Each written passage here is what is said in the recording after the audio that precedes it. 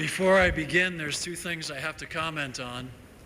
A, I've never seen Bill so quiet, and B, I've never seen him so closely shaved. On May of 1962, then General of the Army Douglas MacArthur said the following: duty, honor, country. These three hallowed words reverently dictate what you ought to be, what you can be, and what you will be. It has been said that a vision is an acute sense of the possible. Today, we have an opportunity to honor a man who not only had an acute sense, a vision of what was possible, but became and shared that vision with literally hundreds of thousands of firefighters. Today, we get to honor a heroic firefighter, a compassionate firefighter, a devoted firefighter, and an honorable firefighter. The example of Bill Gustin's service has given thousands of firefighters the inspiration to reach for excellence, the inspiration to lift themselves into a truly professional status, and thereby, by their inspired lifestyles, earn the respect from others. In a word, for a generation of firefighters, Bill Gustin has given us a sense of style. Bertrand Russell once said that the performance of public duty is not the whole of what makes a good life. There is also the pursuit of private excellence. Both are to be found in Bill Gustin.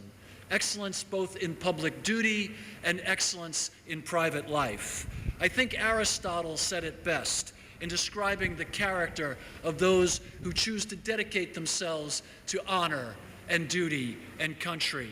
He could have been describing Bill Gustin's career, his service, and his character, when Aristotle said, "The more thou dost advance, the more thy pitfalls will meet. The path that is leaded on is lit by the light of daring burning in the heart. The more one dares, the more one shall obtain. The more one fears, the more that light shall pale, and that alone can guide." We see a vision of that light of daring and what it looks like in real life in Bill Gustin. A vision that comes from a deep sense of humility. A vision that comes only from a true sense that only through service and sacrifice can one truly be alive and one truly give back. In Bill Gustin, we get a vision of the kind of character that puts the mission first, the men second, and himself last. The kind of vision that Bill Gustin inherited from his father and his father from his father and generations on back. The recognition and honor that will be given to Bill Gustin today provide examples of selfless devotion to duty, honor above all else, and service to community and country. There is little that anyone could say today or do that would compare to the example that Bill has set for all of us.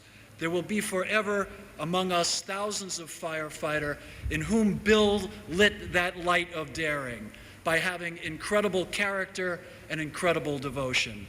Ladies and gentlemen, when the good general spoke in 1962, he was thinking of men and women like Bill Gustin, men whose lives stand as living examples of what a true servant of the nation ought to be, can be, and with hard work, passion, and dedication will be.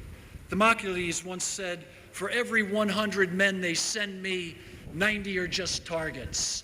9 are fighters, and they will make the battle. But one is a warrior, and he will bring the others home." Those thousands of firefighters in whom Bill lit that light of daring, Bill brought home. And each of them shared that light and brought others home. And this continues on and on through this courageous warrior's legacy. Whether Bill lit that light of daring in the classroom or on the fireground, in a webcast or an electronic hangout, he continues to make the world a better place, a safer place, a more decent place. Untold thousands have come home because of his devotion to duty and sacrifice. We have all been given a vision from Bill's teachings of what a firefighter ought to be. We have been shown the example by Bill's life of fireground excellence, a vision of what a firefighter can be.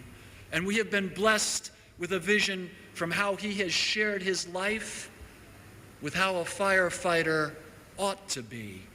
I am humbled and I am honored to have been allowed to have shared time with Bill Gustin and to have been allowed to have shared time with you today in recognizing one of the greatest firefighters I have ever known, and quite frankly, one of the greatest firefighters who has ever lived.